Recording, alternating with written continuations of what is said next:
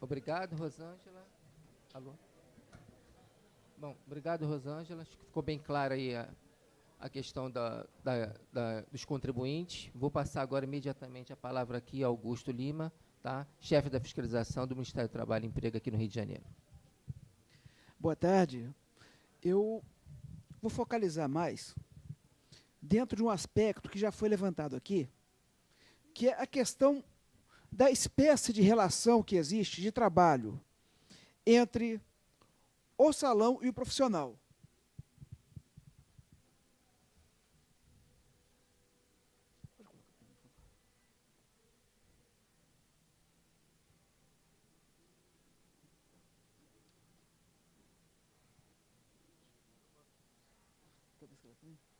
Obrigado.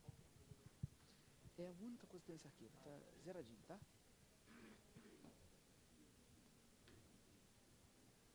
Coloca no formato de apresentação para mim, tá? Ótimo, isso mesmo. Isso, ótimo. Bem, porque o nosso debate aqui ao longo desses 2 anos se focou em 2 aspectos.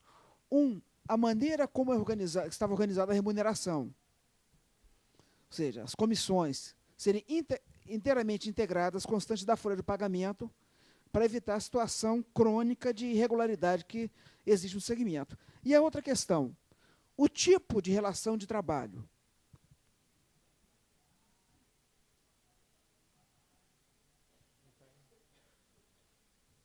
Não. Me ajuda aqui que eu sou meio inábil. Facilita para mim, então.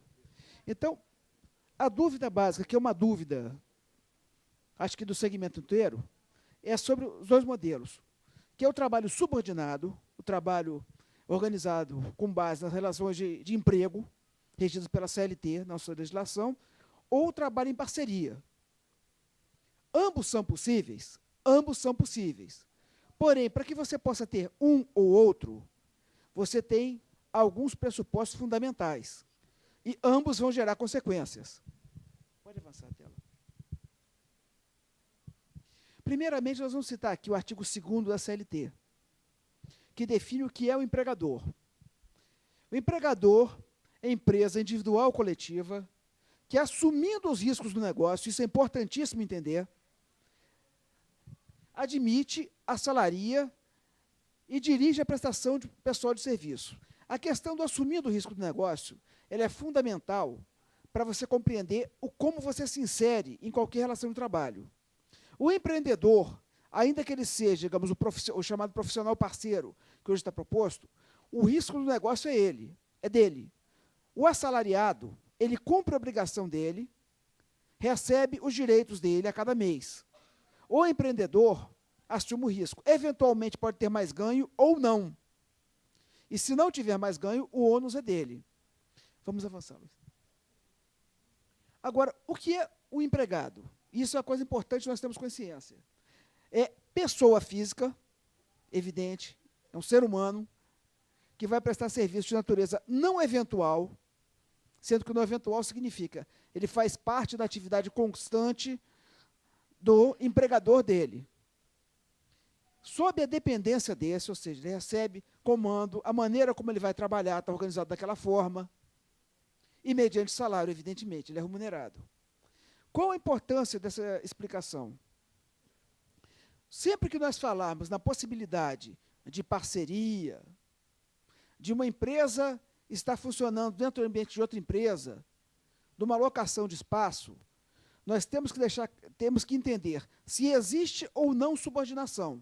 Isso é uma questão crítica, tanto para a fiscalização do trabalho, quanto para a ação do Ministério Público ou do Judiciário. Entender, é uma relação entre iguais, entre parceiros, que cada um entra com sua técnica, ou com suas ferramentas, ou com seu espaço, ou com seu nome, ou é uma relação em que há uma dependência, há uma hierarquia ali.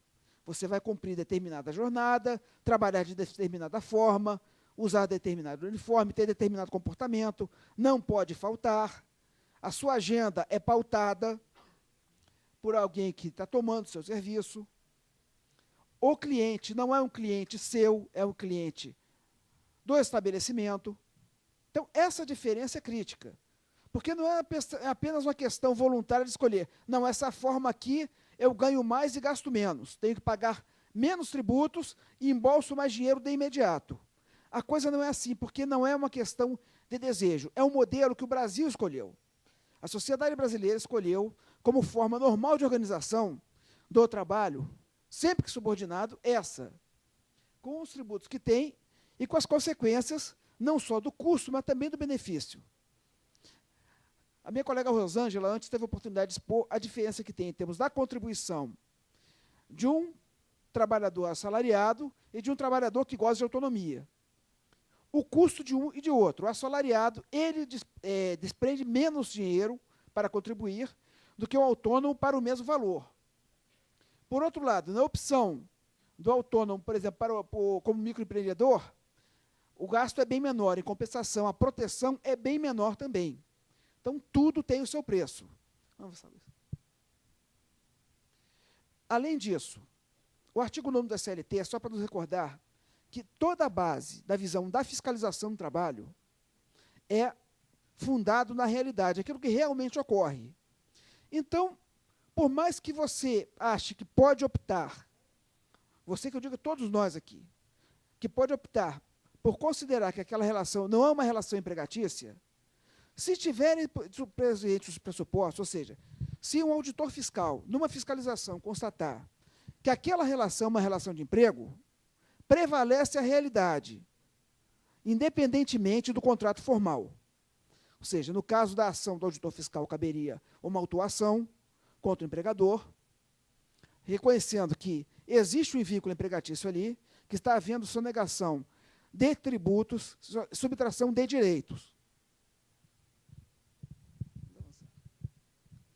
Aqui eu coloquei alguns tópicos sobre a Lei Complementar 123, que, em última instância, que ele tangeria praticamente todo o segmento, tanto naquilo que tange a microempresa e a empresa de pequeno porte, quanto também ao microempreendedor individual, que é regido pela mesma lei. Então, a microempresa ou empresa de pequeno porte é a empresa individual de responsabilidade, pode ser sociedade empresária, sociedade simples, empresa individual, e o empresário, desde que... Vamos em frente, por isso. São alguns elementos já conhecidos. O limite da receita bruta para a microempresa, hoje, de 360 mil. Para a empresa de pequeno porte, entre 360 mil até 3 milhões e 600 mil reais ano de receita bruta. Vamos em frente. São enquadráveis, dentre outros, aqui nós estamos falando do segmento, salões de beleza, cabeleireiros, manicures, pedicures, esteticistas, ou seja, a gama das possibilidades para as empresas optantes, o universo dos optantes pelo Simples é bastante ampla. Podemos dizer que todo o segmento poderia ser, desde que respeitados os limites de faturamento. Assim como os mesmos, conforme o seu teto de faturamento, poderiam ser enquadrados como MEI, com as ressalvas do MEI. Um salão MEI seria um salão que teria um único empregado, no máximo. O MEI não pode ter mais de um empregado. O normal é que ele não tenha empregado nenhum, mas qualquer atividade poderia ser. Vou falar rapidamente, que é importante, porque está em discussão, ainda é um projeto de lei, mas já avançou, que é o projeto de lei 5.230, que trata da regulamentação de salão parceiro e profissional parceiro. A primeira questão, é possível, com certeza, respeitada a questão da inexistência de subordinação, a parceria é perfeitamente possível. Não é um objeto, não é uma preocupação da Inspeção do Trabalho, como do Ministério Público do Trabalho, e também da Justiça do Trabalho. Se realmente for um parceiro, ótimo, saudável, positivo. Vamos avançar. Agora, a justificação apresentada pelo deputado que fez a proposta é que ela é um pouco frágil, no seguinte sentido. Ele afirma, na sua justificação de que a função exercida com habitualidade, pessoalidade, contudo, não há subordinação de nenhuma ordem, tampouco salário. Essa afirmação é complexa, porque, na verdade, ele diz que não há subordinação, mas ele não demonstra como não há subordinação. É uma coisa que tem que ser vista caso a caso. Eu não sei, previamente, antes de fiscalizar um determinado salão, se todos aqueles trabalhadores que lá estão são subordinados ou não, ou se alguns são, outros não, como o exemplo que o Luiz Felipe deu aqui, que é perfeitamente possível. Sem analisar o caso concreto, é temerário fazer uma informação dessa, de que não há subordinação e tão pouco salário. Ou seja, ele diz que não há salário na medida que ele entende que não há subordinação. Agora, que a remuneração há, sem sombra de dúvida. Na verdade, ele fala muito mais, ele usa muito mais como argumentação que as comissões são muito altas e, portanto, o custo é muito alto, de tal maneira que não faz sentido você considerar que o empregador, que o proprietário do salão fosse empregador, já que ele paga uma comissão altíssima. Isso é uma lógica que não corresponde, não tem nenhuma base na nossa legislação. O percentual que é tratado entre as partes é a questão entre as partes. Ou seja, o fato de um empregador, de um tomador, vamos chamar de tomador de serviço, antes de entrar no fato de ser efetivo empregador, propor uma comissão muito alta nessa relação, não significa que não haja subordinação.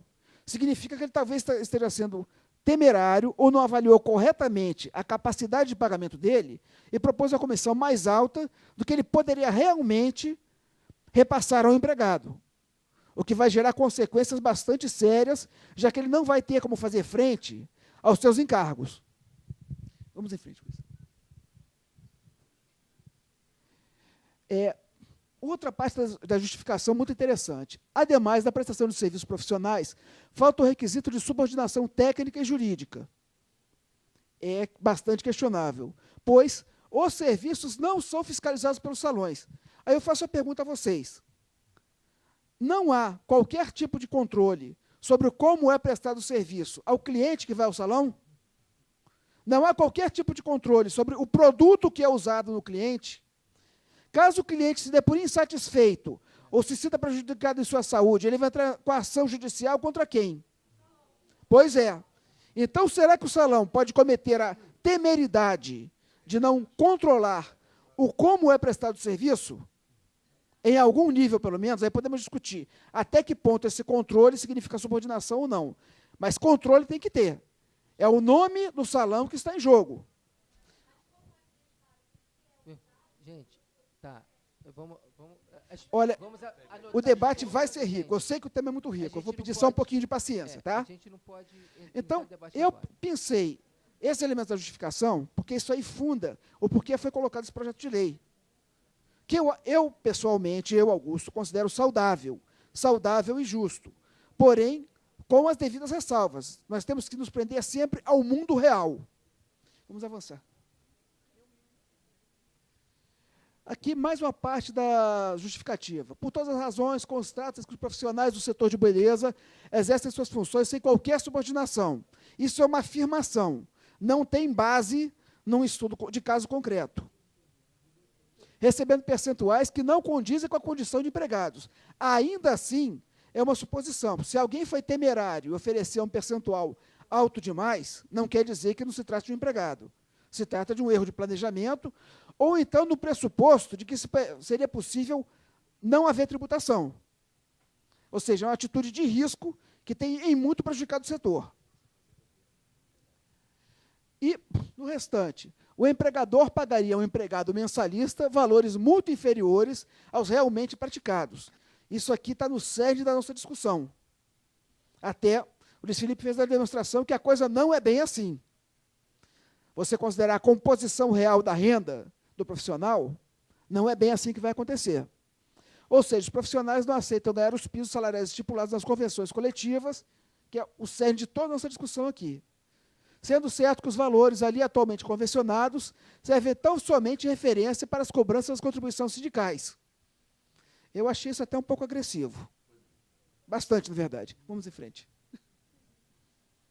Isso aqui é do voto da relatora da Comissão de Trabalho. Esse voto dela é muito importante porque ela resgata exatamente aquilo que nós dissemos desde o início.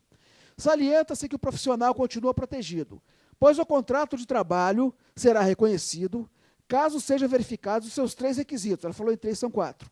pessoalidade, habitualidade, subordinação e onerosidade, nos termos do artigo 3º da Consolidação das Leis do Trabalho. Ou seja, nós nunca conseguimos fugir dessa questão. Se no mundo real houver subordinação, onerosidade, pessoalidade e habitualidade, e normalmente o ponto crítico é a subordinação, porque o restante sempre existe, se trata de vínculo empregatício. Vamos em frente. Agora, falando rapidamente sobre o MEI. O empresário que se refere, artigo 18A da Lei do Simples Nacional. O empresário que se refere ao artigo 966 do Código Civil, desde que tenha oferido receita bruta no ano calendário anterior de até R$60 mil.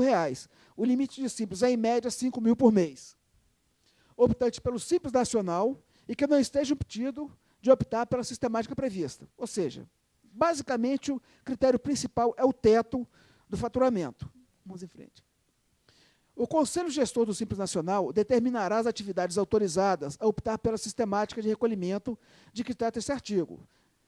Eu ressaltei esse aspecto porque o legislador percebeu que o erro de interpretação poderia ser desastroso, de forma a evitar a fragilização das relações de trabalho.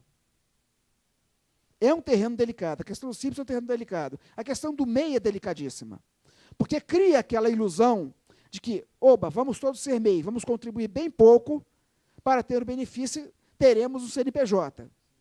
As consequências, a Rosângela já expôs antes, ou seja, que tipo de benefício um MEI pode esperar. A ideia do MEI, originalmente, é beneficiar aquele que é totalmente excluído do sistema, 100% informal, e não alguém que está no sistema, porém, quer uma opção de menor custo. Vamos em frente. Artigo 18b. A empresa contratante de serviços executados por intermédio do MEI mantém, com relação a essa contratação, a obrigatoriedade de recolhimento da contribuição previdenciária, como a Rosângela bem colocou, e o cumprimento das obrigações acessórias à contratação de contribuinte individual, ou seja, há obrigações para o tomador de serviço do MEI.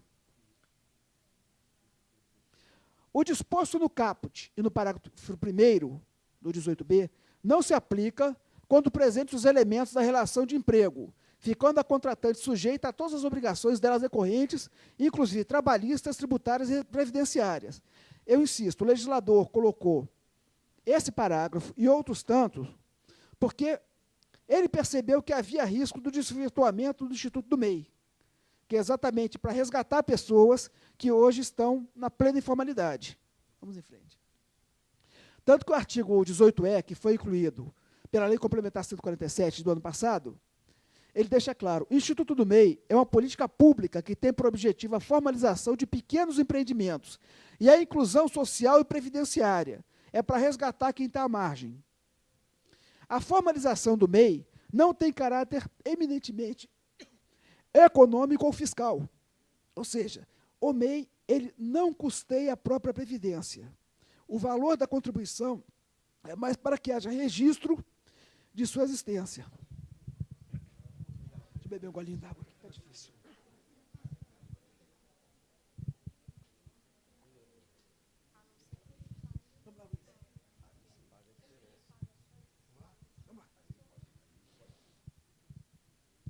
Agora, vou expor aqui a resolução do Conselho Gestor do Simples Nacional e alguns tópicos que trocam sobre esse tipo de situação do MEI. Primeira coisa, artigo 104b. Esses artigos, muitas vezes, repisam e tratam de consolidar mais aquilo que a própria legislação já diz, a própria lei já define. O MEI não poderá realizar cessão ou locação de mão de obra, sob pena de exclusão do Simples Nacional.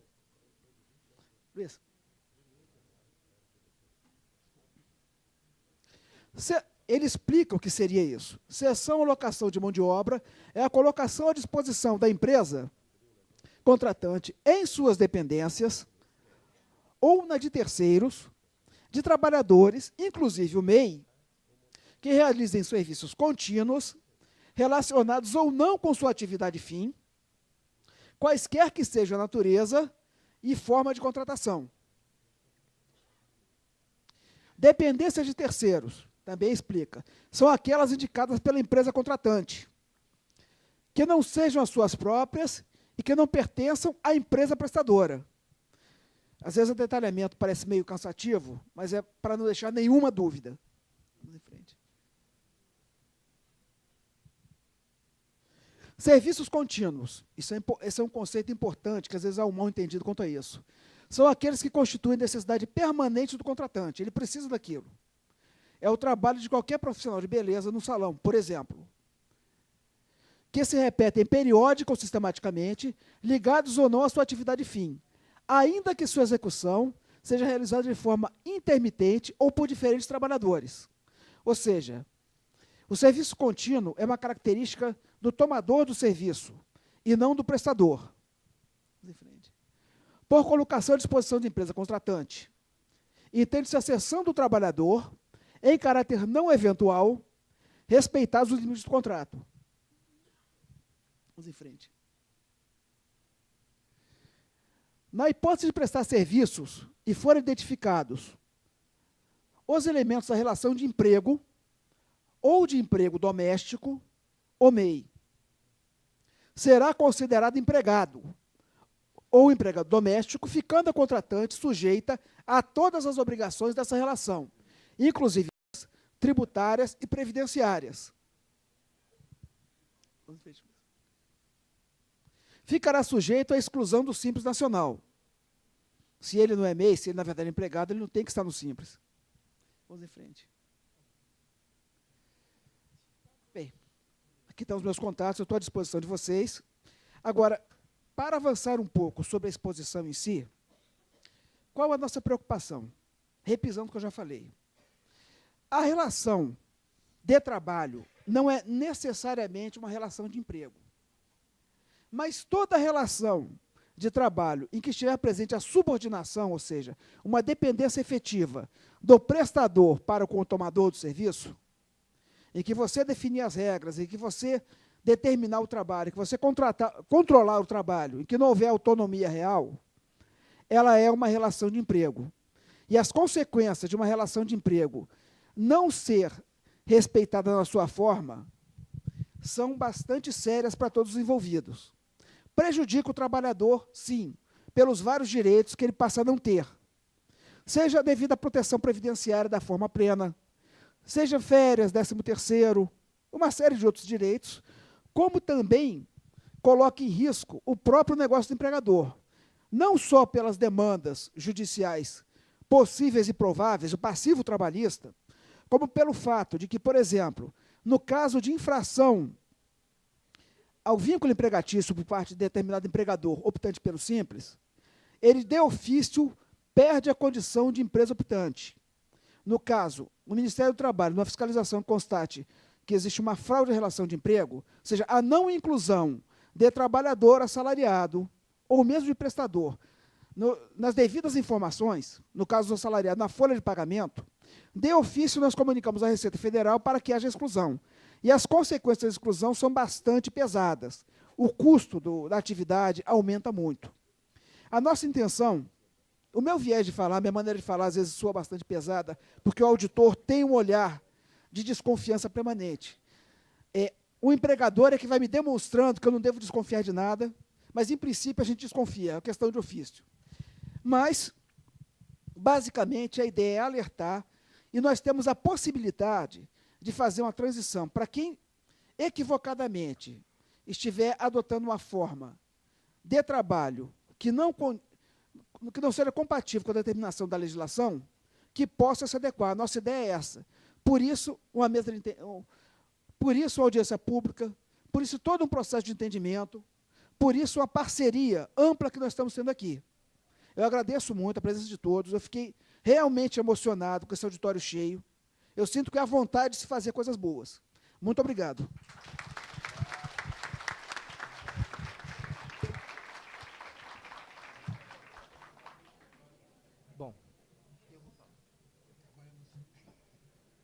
Bom.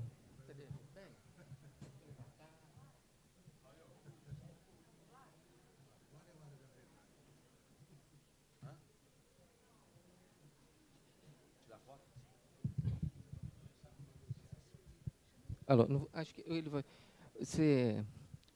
Pedro, você manuseia aí para mim? Tá? Bom, gente, como eu falei, na mesa nós estamos negociando, conversando, dialogando, bastante tempo sobre isso. Eu vou apresentar a vocês aqui o termo de cooperação que nós alinhavamos e todos os objetivos que nós buscamos com esse diálogo e audiência pública aqui é para esclarecer isso tudo. Vou apresentar o termo de cooperação, mas vou apresentar antes as consequências, como vocês podem ver, a legislação trabalhista, a relação de emprego é a relação de trabalho normal que esse país escolheu para, vamos dizer, essa é a mais comum de todas. Tá? Tanto é que as leis que estabelecem as exceções sempre ressalvam a relação de emprego. O risco para o do empregador enquadrar um trabalhador que é empregado, mas o qualifica de outra forma, é muito grande e o custo é muito alto. Então, o que a gente vai apresentar aqui é mostrar para vocês que é possível cumprir a lei sem acabar com o negócio. É esse o objetivo do Ministério Público, do Ministério do Trabalho e Emprego e das entidades sindicais aqui presentes também, porque nós queremos que o empresário continue com o seu negócio, continue dando emprego e todos saiam felizes, tá bom? Então, vamos lá. Não, você coloca... Bom, coloca lá a lei.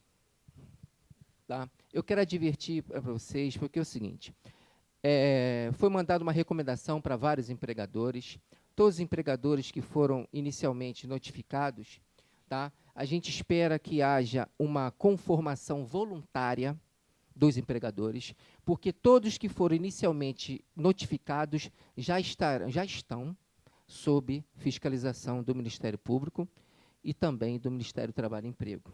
Tá?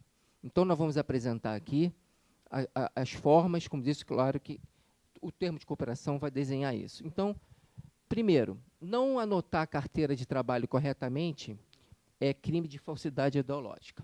Então, os empregadores que assim procedem já estão sujeitos a uma penalidade penal. Segundo, tá? Não contribuir com o valor correto constitui sonegação de contribuição previdenciária, que também estão sujeitos a uma ação penal. Tá certo?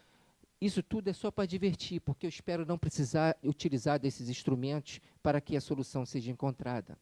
Tá bom? Então, vamos lá, vamos ao termo de cooperação, por favor. Pode descer.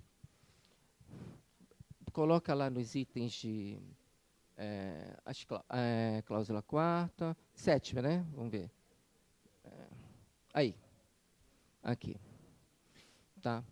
Bom, esse diálogo todo que nós estamos traçando visa que as entidades sindicais, num segundo momento, né, após dialogar com com trabalhadores e empregadores, os empregadores farão uma assembleia com os empregadores, os trabalhadores farão uma assembleia com os trabalhadores, será criada uma comissão de empregados, uma comissão de empregadores para discutir, né, isso tudo que nós estamos falando aqui, e por isso a importância de participar das entidades sindicais, o trabalhador junto à sua entidade sindical, o empregador junto à sua respectiva entidade patronal, para encontrar a solução.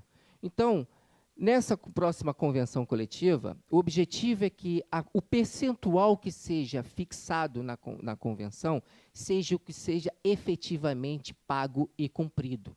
Esse percentual vai ser fixado por vocês aí. Você vê aí que teve propostas aí de 24, 21, né? 21% do empregador, a proposta aqui mantendo os 50%, e eu também vou apresentar uns cálculos aqui, né, que é baseado no que efetivamente ocorre na instituição. Então, será fixado um percentual, o repouso semanal remunerado que o trabalhador tem direito, o empregador não paga. Não paga porque ele paga sob o piso, então ele não faz incidir 1/6 do salário. Quando eu mandei a recomendação, eu percebi que mudou a rubrica só do contra-cheque. O contra-cheque estava escrito piso salarial, passou a estar escrito comissões, e aí fizeram incidir sobre essas comissões, que nada mais é do que o mesmo valor do piso, o repouso semanal remunerado. Então, não mudou nada. E eu estou sabendo de tudo porque eu estou investigando e os trabalhadores me mandam a documentação. Então, nós, do Poder Público, sabemos o que está acontecendo. Nós estamos aqui para dialogar, para a gente conseguir solucionar sem tomar medidas judiciais drásticas. Então, o repouso semanal remunerado é 1/6 sobre a remuneração da remuneração do total das comissões. Por que 1/6? Vou explicar para quem não sabe. Num mês de 30 dias, nós temos 5 repousos. 5 sobre 30, né, simplificando a fração, dá 1/6. É esse o cálculo. Tá? Então, vamos lá. Então, o objetivo é a integração total das comissões para efeito da FGTS, da Previdência Social, para que todos os direitos dos trabalhadores, trabalhistas e previdenciários sejam garantidos. Muito bem. Vedação de qualquer desconto salarial a título de produtos, né, e taxa de cartão, que já está na convenção coletiva, isso já até constou da recomendação que foi enviada. Muito bem. E aqui, o quinto ponto é que o setor, né, a realidade do setor aqui, vamos falar aqui da manicure, que o alicate de unha é dela, o esmalte é dela, tudo ela que compra, né? Não sei, alguns salões de cabeleireiro também tem a questão do produto, ele que compra, sei lá, o secador. Alguns salões funcionam assim, ou seja, o próprio trabalhador entra com o equipamento de trabalho. Né? Ele leva o equipamento de trabalho e tem que trocar, se necessário, e manutenir sempre. Esse custo é do trabalhador. Qual é o objetivo? O objetivo é que as entidades sindicais negociem uma parcela mensal indenizatória, que não vai integrar o salário, nem vai ser base de cálculo para os demais, para que esse custo seja minimizado para o trabalhador. E vai servir também para minimizar eventuais perdas que o trabalhador possa ter em decorrência da adequação da integração, o que será mostrado nos cálculos que eu vou apresentar. Ok? Muito bem. Mais alguma coisa? Ah, sim. Aí, estamos discutindo também, porque o setor trabalha com percentuais que variam de 35% a 60%. Tá? Essa é a realidade do setor. E, para adequar, não existe mágica. Esse percentual vai ter que cair alguma coisa. E, pelos cálculos, o objetivo do Ministério Público é isso que... Né, é garantir a mesma remuneração do trabalhador que ele ganha no ano. Porque, no ano, o trabalhador recebe 13 salários, certo?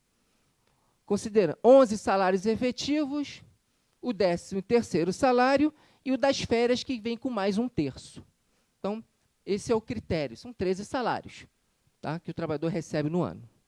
Sendo que 2 salários, né, são fictícios no sentido de que ganha-se o piso salarial e é sobre isso que paga e todos os demais direitos. Então, isso vai ser mostrado nos cálculos que eu vou mostrar.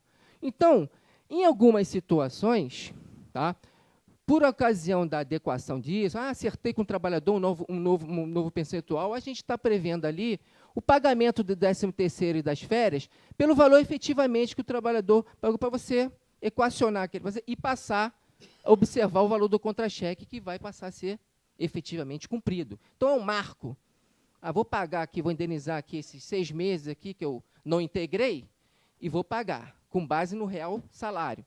E daqui para frente vai valer o que está no contra-cheque, que vai ser a realidade. Tá bom? Isso é só uma forma para equacionar aquele ano. Tá bom? Aquele ano. Muito bem.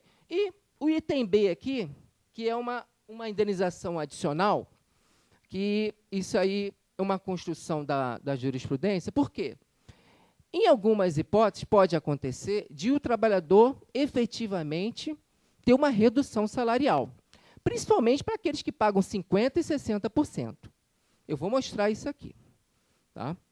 Então, pode acontecer que, ganhando 50% ou 60%, o empregador não consiga pagar uma comissão que vai garantir aquela mesma remuneração líquida que é o objetivo de garantir, remuneração líquida anual. Repita-se, porque, em qualquer hipótese, vai haver uma redução mensal, mínima, mas pode haver um ganho anual. E vai haver um ganho anual. Tá bom? Porque esse é o objetivo, porque não há mágica, certo? A matemática é uma só. Então, o objetivo, eu vou mostrar aqui nos cálculos, vocês vão entender. Eu só estou aqui passando para vocês entenderem o que está sendo feito e como vai ser feito na convenção coletiva para para legalizar isso tudo, tá? E para que todos os empregadores possam cumprir, como cumprir. Tá bom? Muito bem. Colocou-se aqui o itemzinho, que é essa indenização adicional, ela só será devida se o trabalhador tiver uma redução. Se ele não tiver, não tem que pagar indenização nenhuma. Tá bom? Muito bem. Aí, questão de comissão de conciliação prévia e tal, isso não podemos, então, tá? E, como eu falei, dentro desse termo de cooperação, há também um compromisso do Ministério Público, do Ministério do Trabalho, que, durante a negociação, se houver algum impasse na discussão dos direitos a serem estabelecidos, podem utilizar a mediação do Ministério Público do Trabalho, do Ministério do Trabalho, para auxiliar nessa negociação, como temos feito, como temos participado aqui, porque nós queremos solucionar a questão para todos. Tá bom? Então, essa indenização mensal indenizatória, aquela que, para cobrir aquelas despesas que o empregador, né, de comprar esmalte e tal, isso vai ser um valor que vai ser negociado entre os empregadores, porque é um valor mensal que vai, né, todo mês o trabalhador ganha um pouquinho, e aí, quando ele precisa, ele vai, só para regularizar isso, minimizar, e vai servir também para minimizar eventuais perdas. Tá? Muito bem, acho que eu repeti isso, mas vamos lá. Então, já adverti quanto coisa, vamos ao termo de... ver o termo de compromisso. Termo de compromisso. O termo de compromisso, tá, dentro desse termo de cooperação, a gente está discutindo, por exemplo, empresas que não estão registrando, estamos discutindo um prazo para as empresas se adequarem seja no que diz respeito ao registro de emprego, para quem não registra seu trabalhador, embora boa parte do setor já esteja registrando seu trabalhador, e o grande problema seja o pagamento por fora. Tá? Então, isso tudo nós estamos estabelecendo também uma possibilidade de prazo para que a empresa possa se adequar num determinado, para poder integrar o salário de todos. Tá bom? Isso está sendo discutido também. Cadê o termo de compromisso, gente? TAC, é isso aí. Minuta de TAC. Desce logo nas obrigações. Vai. Aqui. Vai. Muito bem. Então, anotar a carteira. E aqui. Aqui vem. Anotar CTPS e... com relação a o efetivo percentual que o trabalhador recebe. Aqui, nesse itemzinho aqui, eu botei aqui, para efeito de cumprimento da obrigação anterior, ou seja, anotar o efetivo percentual que o trabalhador recebe, poderão empregador e empregado repactuar o percentual de comissão a ser pago, de forma que seja assegurado ao trabalhador uma remuneração líquida equivalente à média anual da remuneração líquida percebida do trabalhador nos últimos 12 meses. Eu botei aqui, 11 meses de salário efetivo, líquido, mais o 13º bruto, mais as férias com 1/3, dividido por 13, vai dar a média anual líquida. É aqui. Esse é o X das questões, e agora eu vou apresentar... Essa é a proposta do Ministério Público, e eu vou apresentar os cálculos que eu fiz com base no que é a realidade do setor hoje. Por favor. Muito bem. Eu peguei aqui um exemplo de um cabeleireiro, tá, cuja média salarial, segundo os depoimentos aí que eu obtive e tal, uma média salarial líquida de comissão de R$ 2.500. Líquido. Depois descontado aquele tudo, kit não sei o quê, produto não sei o quê, R$ 2.500 é que você leva para casa. É esse. Tá? Então, é esse. 35%, que é o que boa parte de salões praticam, mas tem quem pague 40%, 50%, 60%, como eu falei. Quem está pagando isso aqui vai ser mole. Tá? Então, muito bem. Vezes 11, como eu falei, são 13 salários. 11 efetivos, estou trabalhando. O 12º seria o das férias, e o 13º, vamos lá. Então, o salário oficial está aqui, tudo arredondado, tá, gente, para facilitar o entendimento. Salário oficial na carteira, FGTS que é recolhido no mês, né? Também FGTS recolhido no mês, e as férias oficiais, 1.000 mais 1/3, 1.333, que dá um FGTS de R$ 106. Então, isso aqui... Não está dando para ver? O valor de R$ 1.000 é o salário oficial, FGTS de R$ 80, que é 8%, que é recolhido pelo empregador, né? E as férias, mais 1/3, que dá R$ 1.333 bruto, e o FGTS dá R$ 106. Isso é o que vocês já cumprem. Isso aqui vocês pagam. Tá? Tudo sobre o piso, tá bom? Não é sobre esse aqui. Isso aqui que vocês pagam. Tá bom? Então, o total da remuneração que você paga para o seu trabalhador, que ganha uma comissão líquida de 2.500, é isso aqui, vezes 11, que dá isso aqui, mais R$1.000 do 13º e mais 1.333 das férias, que dá isso aqui. Isso aqui é o que você paga anualmente para o seu empregado.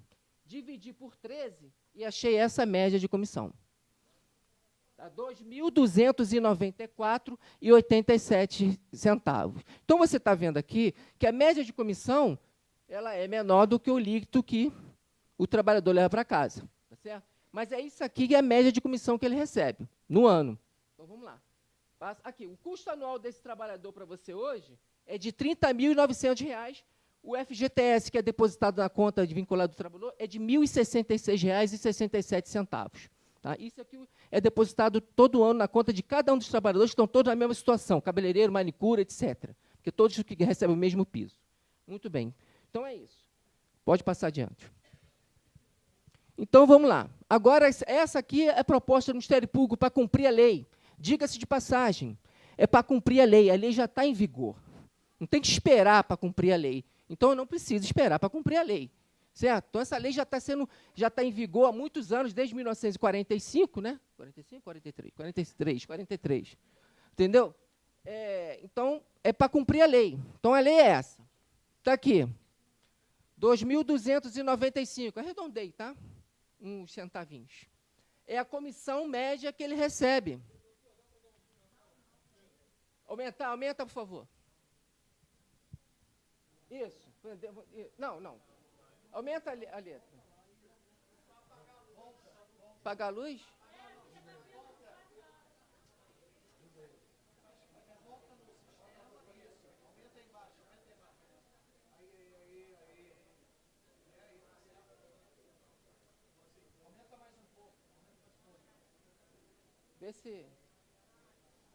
Vê se vai. Vai. Não dá para tirar aquilo ali, não? Cadê a tela? Isso, aí.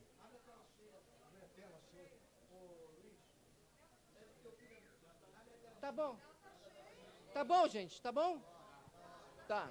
Olha só, gente, depois é o seguinte, eu vou disponibilizar isso aqui para as entidades sindicais e tal, tá bom? Aí vocês vão poder, tá bom? Então, vamos lá.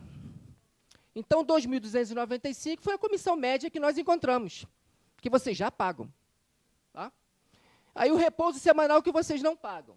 Está aqui. Deu salário bruto. 1/6 sobre isso aqui. 2.295 deu R$ 382,50 e 382,50. Tá?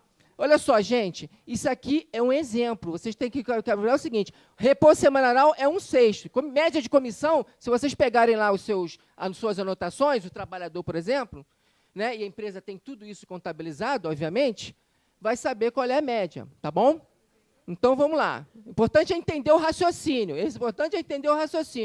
Então, o repouso semanal é 1/6 sobre isso aqui, que deu R$ 382,50, temos um salário bruto de R$ 2.677, é o salário bruto.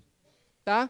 Então, sobre esse salário bruto, desconto o INSS, 11%, nessa hipótese aqui, e o trabalhador vai levar para casa R$ 2.382,98. Então, ele teve uma redução de R$100 e poucos aí, né, nos seus ganhos de R$ 2.500. Né? Ele está perdendo. Perdeu um pouquinho. Muito bem. Então, está lá. Mas o que ele vai ganhar? Aí vai ter o 13º salário dele, R$ 2.382,98, que é o que efetivamente ele ganha. Né? E as férias, R$ 3.177,30 com 1/3. Isso é o que ele vai ganhar quando tirar férias. E vai poder tirar férias, né? Porque trabalhador do setor não tira férias, tira 10 dias no máximo. Tira 10 dias no máximo porque o salário não dá para durar o mês todo. Isso aí, né? Né? Muito bem. Então, é isso. Aí está aqui, ó. Aqui, silêncio, por favor, gente. Então, vamos lá. Aqui o FGTS que vai ser depositado por mês pelo empregador é de R$ 214,20 sobre os salários, né, 12 salários, e nas férias vai ser de R$ 285,60 por causa do 1/3 que é acrescido. Então, está aqui. Então, nós temos aqui a remuneração anual que o trabalhador vai levar para casa, é essa aqui, ó, R$ 31.773. Aumentou, né? Aumentou. Ou seja, o trabalhador não perdeu nada, ganhou. Tá? Então, aumentou aqui a renda anual do trabalhador, embora a sua renda mensal líquida tenha diminuído. Então, está aqui. O FGTS. O FGTS vai mais do que dobrar, porque, afinal de contas, de 1.000 para 2.500, né? Então, o FGTS que vai ser depositado na conta do trabalhador será de R$ 2.856 e R$ 2.856. Tá. E o custo anual desse trabalhador para o empregador passou a ser de R$ 34.629,06. O impacto disso na folha de pagamento está aqui, 12%. 12%, na hipótese aqui, 12% é o que o empregador vai pagar mais, não vai pagar mais nada de INSS, porque o INSS é contabilizado sobre o faturamento da empresa e não sobre a folha de salários. Então, quem vai pagar mais de INSS é o empregado e vai ter todos os benefícios que estão ali, o seu auxílio-doença, licença maternidade, que já que o setor é maioria de mulheres, tudo vai ser calculado sobre o efetivo salário. O impacto para o trabalhador, nesse exemplo, 12% que vai impactar na folha de salário. Tá? Então, é isso aqui. Como eu achei isso aqui, é só pegar isso aqui e dividir pelos 30.900, você vai ver lá que dá 12, tantos por cento. Então, vamos pegar um exemplo aqui. Peguei o cabeleireiro, está aqui, ó. A produção, 35%, a produção é isso aqui, que eu segui aqui. Na verdade, meu raciocínio seguiu o do Luiz, entendeu? Então, só que eu fiz de uma outra forma para facilitar o entendimento. Então, aqui, ó, 12.500 é a produção do trabalhador de R$ 7.343. Tá? E qual é o percentual que vai ter que passar a ser? 32%, porque vai ter que reduzir o percentual para garantir isso tudo aí. Então, reduziu 3%. Olha lá, 32%. Pode arredondar que não vai ter prejuízo nenhum para o trabalhador. Tá? Então, é isso. Então, para perda do trabalhador, 0. Para adequar-se na forma como está hoje, o percentual teria que ser de 32% para o cabeleireiro, sem nenhuma perda para o trabalhador. Tá certo? Então, é isso. Agora, eu botei com outro exemplo de manicure, não sei se é mesmo. Vou botar com um exemplo de manicure aqui. Tá? Volta lá, vamos lá. Aqui. A manicure, segundo foi até utilizando aqui o exemplo, a manicure tem um percentual maior, né? O serviço é mais barato, então tem um percentual maior, eu considerei 40%. Tá? É mais, né? Pois é, mas eu considerei 40% porque você considerou 42%, né? No exemplo aqui é 42%, mas eu arredondei para facilitar o raciocínio, só para vocês entenderem qual vai ser a variação de redução de percentual, etc. Então, vamos lá. Então, a manicure ganha, depois daquele desconto todo, kit não sei o quê, mas não sei o quê, mas não sei o quê. Aliás, é o seguinte, não esqueça que, além desses valores que estão ali, aquela parcela indenizatória vai diminuir ainda a eventual diferença que existe entre o que vocês efetivamente recebem e o que vão receber a partir da nova adequação. Tá? Então, vamos lá. 1.500 vezes 11, 16.500. Aqui os exemplos são os mesmos reais, né, de FGTS, a mesma coisa. E a remuneração aqui da manicure por ano é de 18.833, considerei o 13º salário e férias, dividi, achei a média, 1.448,71. Esse caso aqui é interessante, porque como a diferença é pequena, porque a manicure ganha menos. A diferença é de 50%, né, entre o que ela recebe, mais ou menos, e o que ela efetivamente leva para casa. Claro que isso é média, viu, gente? Pode ter manicure que ganha até 2.000. Eu estou falando, isso aqui é só um exemplo. Tá? Então, isso é média. Tá? Então, muito bem, a diferença aqui foi pequena. Então, vamos lá. Média de comissões é isso aqui. Passa o outro. Aí está aqui. Cadê? Não foi. Está aqui. E chega um pouquinho para cá o negócio. Aí. Então, está lá a média de comissão. Aumenta isso aí, gente. Está dando para ver? Tá bom? Então, tá. Aí. Depois jeito. Então, a média de comissão está ali. Mais um sexto, que é o repouso semanal remunerado, né, que tem que ser pago pelo empregador. Está ali, R$ 241, deu um salário bruto de R$ 1.690. Ih, rapaz, eu estou pisando aqui. Menos INSS de 9%, porque a contribuição varia entre 9% 8, 9 e 11. Nessa faixa salarial é 9%. A manicure passou a levar líquido para casa 1.538, ou seja, passou a ganhar até mais do que ganhava em função da integração do repouso semanal remunerado. Mas está aqui, aí férias mais um terço, 2.000, e a remuneração anual dela passa a ser de R$ 20.511. Tá? FGTS do mês, ela vai passar a ser recolhido R$ 135,24 e no ano R$ 1.803,20. Custo total para o empregador, R$ 22.314. Impacto na folha, os mesmos 12%. É igual, a percentual é sempre igual. Então, essa é a proposta que o Ministério Público está fazendo para os empregadores, para ter a segurança jurídica de não ter um passivo trabalhista, de ter uma relação de trabalho com mais fidúcia, com mais solidariedade, com mais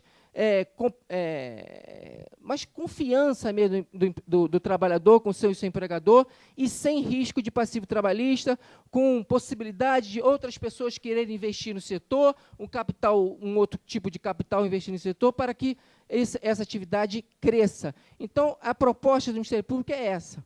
Essa é a proposta que o Ministério Público está fazendo para que as empresas cumpram a lei sem reduzir a remuneração anual do trabalhador. O Ministério Público está trabalhando com a remuneração anual, porque o trabalhador também tem que entender que ele vai perder um pouquinho no mês para ganhar mais na frente.